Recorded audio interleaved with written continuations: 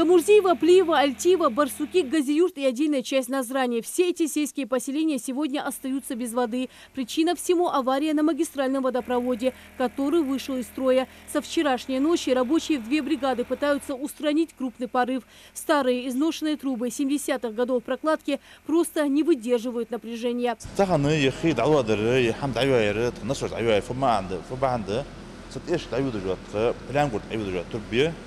Тросваты трубез, струп икай.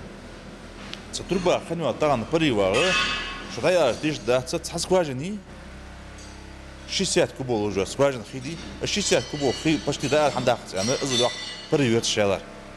С парив да я канта соцай вахер. Водозабор. Маспонак алосона ажил. Я проблема создавать я подача. Я тахан цатца низда на цатцам иха тишена цатцам дер. Я дадак хошто, тмаба болвой, атилгаш догдали, лодали, шобали, хидали, бисен часы боху, же бобыш бох. Подать воду обещают уже сегодня. По поручению главы Ингушетии Махмуда Али Калиматова в регионе проводится необходимая работа, чтобы в весенне-летний период не возникали проблемы с нехваткой воды. С этой целью закупили дополнительный насос для Альтивского водозабора. Этот объект самый крупный в регионе, и он снабжает водой отдельные сельские поселения и округ Назрани. Этот агрегат, который стоит параллельно нам, этот агрегат мы отремонтировали, вот этот. Сейчас этот агрегат будет нам добавлять воду где-то 300 кубов в час. Он уже в рабочем состоянии, мы можем его в любое время запустить, он работает нормально. С какими трудностями сталкиваетесь на сегодняшний день с водой? Ну, в прошлом году вот у нас работали только эти три насоса у нас только работали в прошлом году. А сейчас в этом году мы в состоянии добавить эти 2 насоса. Ну, еще одна у нас проблема. Нам добычу надо увеличить, чтобы подавать воду. А сейчас в данное время насчет добычи занимаются люди уже, бурят скважины. Еще один порыв в районе 105-го массива Назрани. Труба здесь лопается уже в 15-й раз. Рабочие не успевают залатать в одном месте, как происходит новый порыв. Планируем сейчас этот кусок 16-20 метров заменить на более прочную, на металлическую трубу, толстостенную. Сейчас люди без воды сидят, да? Сейчас люди сидят без воды, вот, в частности 105-й массив, город Назрань и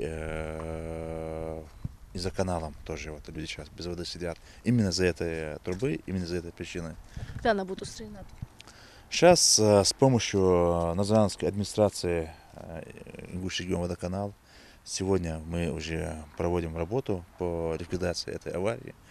Мы планируем до вечера, до Эндали, эту проблему завершить. В Ингушетии изношены практически 70% водопроводных сетей и оборудования на станциях. Отсюда частые порывы. У нас полным ходом идет подготовка к летнему периоду. Да, у нас время ограничено, буквально через месяц уже наступит летнее время, пойдет жара, увеличится потребление воды на несколько раз населением. Поэтому сегодня надо все усилия приложить нам, и это мы делаем. Заменить все насосы, которые у нас сгорели. А у нас в течение зимы сгорело порядка 27 скважин. У нас на сегодняшний день простаивает.